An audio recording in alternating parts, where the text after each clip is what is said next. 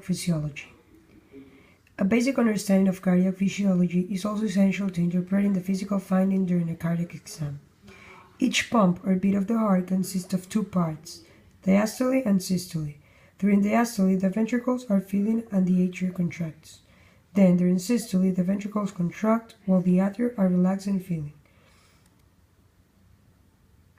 Our heart is an important component of cardiovascular system. It creates pressure every time it beats. This pressure moves the blood to every cell in our body. The heart is the muscular organ of the circulatory system that constantly pumps blood throughout the body, as you saw in the video. The size of a clenched fist is approximately the size of the heart. It is composed of cardiac muscle tissue that is very strong and able to contract and relax rhythmically. The anatomy. The heart has four separate compartments or chambers. The upper chamber on each side of the heart are called atrium, receives and collect the blood coming to the heart. The atriums then deliver blood to the powerful lower chambers, called ventricles, which pumps blood away. About the size of your fist, the human heart is the most important muscle in the body. It can beat more than 100,000 times a day, pumping about 2,000 gallons of blood through a 60,000-mile network of vessels in the body. The human heart is made up of four major chambers: the right atrium, right ventricle, left atrium, and left ventricle. The right side of the heart receives blood that is low in oxygen from veins all over the body. It then pumps the blood through the pulmonary arteries into the lungs where it will become reoxygenated. The left side of the heart receives this oxygen-rich blood from the lungs. Then it pumps the blood through the aorta. The human heart is actually two pumps in one. The right side receives oxygen-poor blood, and the left side receives oxygen-rich blood from the lungs and delivers to the rest of the body.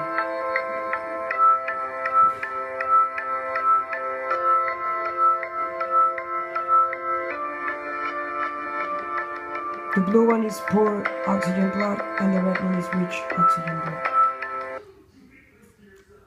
Systole is the contraction of the cardiac muscle tissue in the ventricles. When the ventricles contract, they force the blood from their chambers into the arteries, leaving the heart. The left ventricle empties into the aorta, and the right ventricle into the pulmonary artery. Diastole. The relaxation of the cardiac muscle tissue into the ventricles is called diastole. When the ventricles relax, they make room to accept the blood from the atrium. The decreased pressure due to the relaxation of the ventricles is called diastolic pressure. Ventricular contraction causes the atrioventricular valves to close, which signals the beginning of ventricular systole. The semilunar valves were closed during the previous diastole and remain closed during this period. Continued ventricular contraction increases pressure in the ventricles above the pressure in the aorta and pulmonary trunk, causing the semilunar valves to open. When the ventricles relax and their pressures drop, blood flowing back toward the relaxed ventricles causes the semilunar valves to close, which is the beginning of ventricular diastole.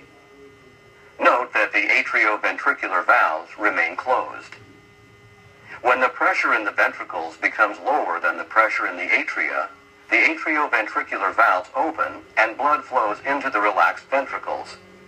This accounts for most of the ventricular filling. The atria then contract and complete the ventricular filling.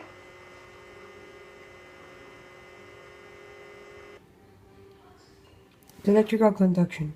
The heart is composed primarily of muscle tissue. A network of nerve fibers coordinates the contraction and the relaxation of the cardiac muscle tissue to obtain an efficient wave-like pumping action. The sinoatrial node, often called SA, serves as the natural pacemaker for the heart. The impulse spreads through the atrium, prompting the cardiac muscle tissue to contract in a coordinated wave.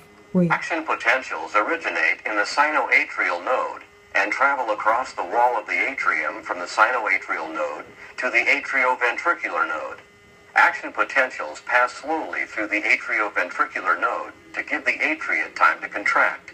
They then pass rapidly along the atrioventricular bundle, which extends from the atrioventricular node through the fibrous skeleton into the interventricular septum. The atrioventricular bundle divides into right and left bundle branches, and action potentials descend rapidly to the apex of each ventricle along the bundle branches.